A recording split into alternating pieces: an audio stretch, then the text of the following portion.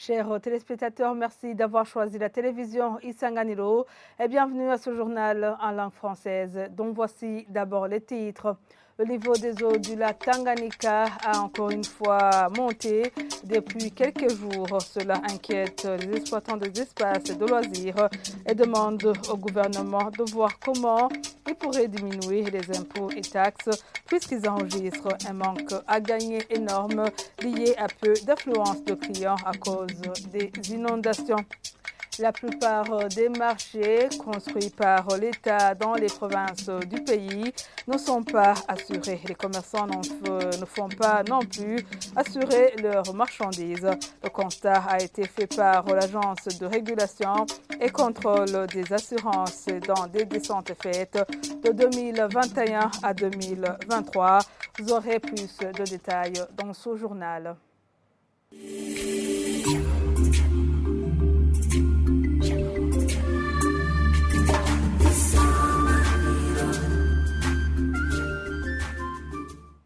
Bienvenue encore une fois. Les marchés de l'intérieur du pays, excepté ceux de la plaine de Cibitoke, ne sont pas assurés. Même les commerçants ne sont pas du tout conscients de l'importance d'une souscription à faire une assurance de leurs marchandises. C'est le rapport de l'Agence de régulation et de contrôle des assurances depuis 2021 jusqu'à 2023, selon Gilbert Ndaïkengroukié, assistant du secrétaire général de l'ARCA, et demande aux commerçants de faire assurer les marchés et les marchandises. Suivez-le. Il y a eu d'abord faire l'état des lieux et sensibiliser la population à prendre l'assurance. C'est en 2021 qu'on a lancé une grande campagne de sensibilisation.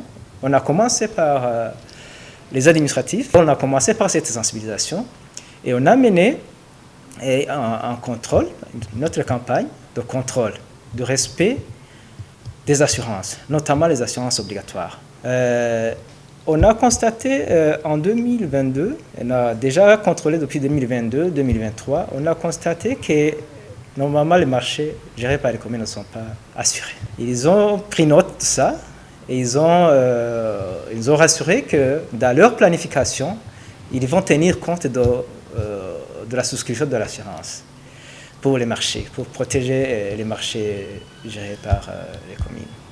Mais aussi, il y a d'autres exploitants des immeubles de commerciaux. Ce sont des commerçants qui doivent aussi prendre l'assurance.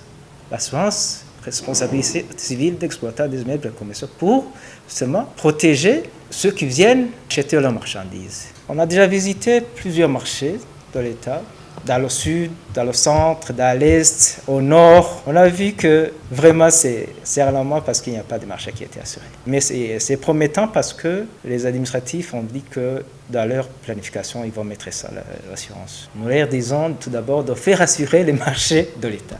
Ce sont eux qui doivent le faire. Il faut que dans leur planification, ils insèrent l'assurance. On espère qu'ils doivent prendre l'avant pour montrer l'exemple. Page environnement à présent, les eaux sont montées anormalement ces derniers jours, envahissant ainsi les plages à certains endroits au bord du lac Tanganyika. Les exploitants de ces espaces de loisirs déplorent qu'ils travaillent à perte actuellement. Ceux qui se sont entretenus avec la télévision Isanganiro demandent au gouvernement de visiter ces endroits pour constater cette situation déplorable afin de prendre des mesures adéquates. Le point avec Jean-Marie Vianney Ngendakuman. Là où nous sommes passés au bord du lac Tanganyika, le constat est que les eaux de ce lac ont débordé anormalement, envahissant certaines plages, notamment Kalera Beach, Petit Bassam et Zion Beach. Les exploitants de ces espaces de loisirs déplorent qu'ils travaillent à perte actuellement. La situation est très mauvaise, puisque les clients vraiment ne sont pas nombreux comme auparavant. Et puis, les travailleurs, on peut vraiment diminuer les travailleurs puisque il n'y a pas d'argent pour les payer, qu'on puisse avoir vraiment. Puisque les moyens viennent en fonction des clients. Lorsqu'il n'y a pas de clients ici, c'est-à-dire que les moyens aussi diminuent de jour au jour. Il a diminué de jour au jour, surtout le week-end.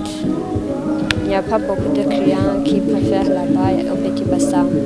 Les conséquences arrivent sur le côté des employés du Petit Bassam, diminution des employés. Il y en a des pertes parce qu'on est obligé de payer les impôts et les taxes.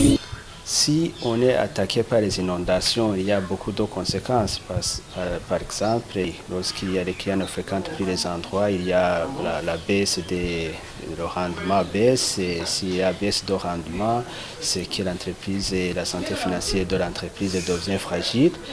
Une fois fragile, alors des conséquences s'ensuivent. Il y a du côté des employés, du côté des impôts, du côté des infrastructures. Ces derniers demandent au gouvernement de visiter ces endroits pour constater cette situation déplorable et de voir comment ils pourraient diminuer les impôts et taxes. D'après eux, les gens fréquentent moins ces endroits durant ces moments. Pendant la saison pluvieuse, les clients ne peuvent vraiment y parvenir à la plage.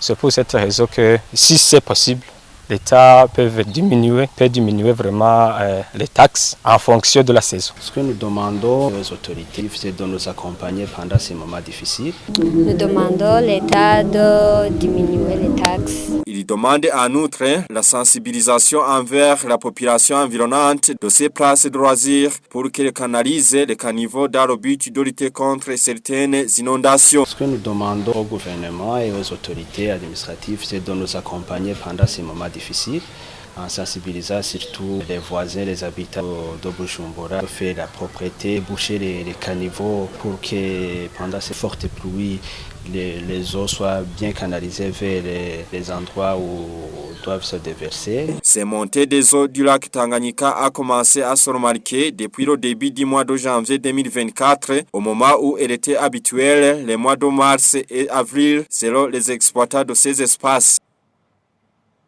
Page justice à présent, près de 1200 dossiers sur moins de 1300 reçus ont été traités au cours de la période allant de novembre 2022 à décembre 2023 par l'institution de l'Ombudsman.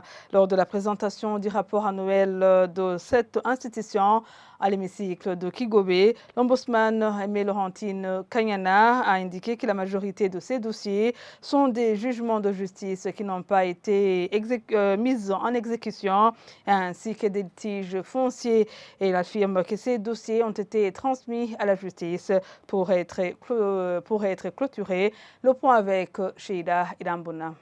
Présenter le rapport des activités réalisées au cours de la période allant du 23 novembre 2022 au 31 décembre 2023, c'est ce que l'ombudsman burundais Aimé Laurentine Kanyana est venu faire à l'hémicycle de Kigobe ce jeudi. Dans son exposé, l'ombudsman burundais a indiqué qu'au cours de cette période, 1292 dossiers ont été enregistrés et que parmi ces dossiers, 1194 dossiers ont été clôturés. Autre fait qu'elle a souligné est que l'essentiel de ces dossiers proviennent du ministère de la Justice. Les dossiers clôturés par cette institution ont été transmis au ministère de la Justice pour être encore une fois traités, a-t-elle ajouté. Et aux élus du peuple de demander pourquoi ces dossiers proviennent essentiellement de la justice et s'il n'y a pas de responsabilité de ce ministère. Ces parlementaires ont demandé à l'ombudsman burundais si elle fait un suivi pour ces dossiers transférés au ministère de la Justice. Sur ce point, l'ombudsman burundais promet le suivi. Elle indique qu'elle va faire un rapport pour des cas qui n'auront pas trouvé une solution pour cette fois-ci. 63% des plaintes enregistrées par cette institution de l'ombudsman burundais proviennent de la justice, tel que révélé par ce rapport présenté ce jeudi par cette institution.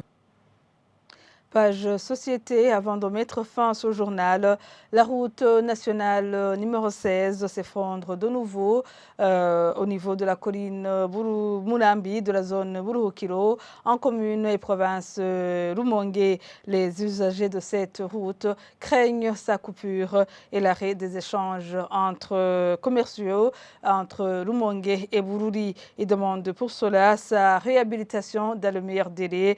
Augustin Minani, administrateur communal de Rumongue, dit avoir déjà soumis cette question à ses supérieurs pour intervention. Jean-Pierre Missago. Il